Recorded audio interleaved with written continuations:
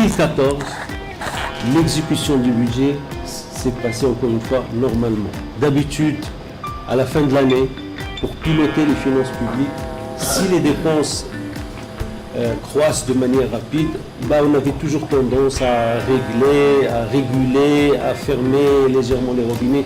Non, l'exécution du budget s'est passée normalement et nous avons réalisé l'objectif qui a été fixé en matière de déficit de 4,9%. Pourquoi je dis normalement? Parce que, encore une fois, c'est un bon signal pour le monde économique, c'est un bon signal pour les entreprises qui travaillent avec, bien sûr, l'administration. C'est aussi un bon signal qu'il y ait une certaine stabilité dans la gestion de nos finances publiques. Et ceci a eu un impact, et on va le voir, sur l'émission, le taux d'émission de l'investissement budgétaire, qui est passé de 63,5% en 2013 à 70% en 2014.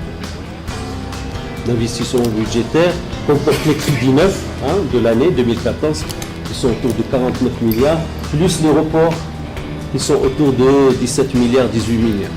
Donc nous avons réalisé une bonne performance de l'exécution budgétaire.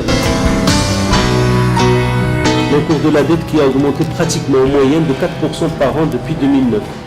Et pour la première fois, nous stabilisons la courbe. Nous stabilisons la courbe autour de 63,9% et nous espérons que sur les prochaines années, si toute la politique aujourd'hui de redressement du cadre macroéconomique, la politique de réduction des déficits, de redressement des finances publiques se poursuit, il est à espérer, je pense que c'est faisable et réalisable, que l'endettement aussi connaîtra une décrue en fonction, donc bien sûr, en termes de valeur relative, rapportée au PIB. La dette est gérée sous les des normes en termes de dette intérieure, dette extérieure, arbitrage en devise, arbitrage en maturité, arbitrage entre les taux fixes, taux flottants. Tout ceci, bien sûr, la dette obéit à des règles. Et pour cette année, nous avons élaboré la loi de finances sur la base de 4,4%, qui est une prévision prudente. Mais je pense que sur les prochaines années, nous serons autour de ce rythme-là, entre 4,8% et 5% de croissance. Nous concourons, donc nous maintenons la réduction et nous sommes aujourd'hui, si le cours du baril de pétrole reste à ces niveaux-là, et l'amélioration bien sûr des performances à l'exportation, que nous allons réduire le déficit à des niveaux soutenables, acceptables, autour de 3%, 3,2%. Et le déficit budgétaire, nous maintenons chaque année, donc nous orientons vers une réduction progressive.